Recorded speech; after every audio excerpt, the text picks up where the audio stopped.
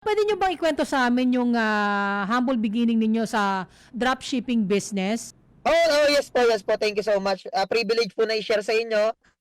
Nag-start lang din po sa amin na-introduce kami kasi ang pinaka-trending na business ngayon na sabi namin papatok talaga is Siomai King. Si Siomai King po yung pinaka flagship no brand ng House of Franchise. So pag sinabing Siomai King talaga namang lahat ng Filipino gustong-gusto to. No, sabi namin mukhang potential tong negosyo na to lalo na kung i-offer mo siya sa Philippine market. 'Di ba? So nung nag-start po ako, sobrang ayun nandiyan po sa picture, nag-start lang kami mag-franchise, Ma'am Ched, and praise God dahil sa pag-start namin, nag-aral kami, inaral namin yung business, ginaid kami. Ang good news kasi dito sa business na to, hindi mo na kailangan maging magaling. So we all have the tools to help yung mga gustong magsimula.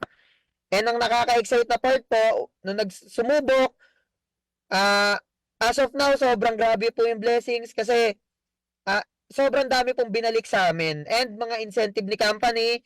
Nakapunta po kami Singapore, ng UAE, ng Dubai, Abu Dhabi, and ngayon pong katapusan ng August, na-hit ko po yung travel incentive din ni company na Tokyo, Japan. So, pupunta po kami ng Japan this coming end of month. Tapos next year, babalik po uli ng Dubai.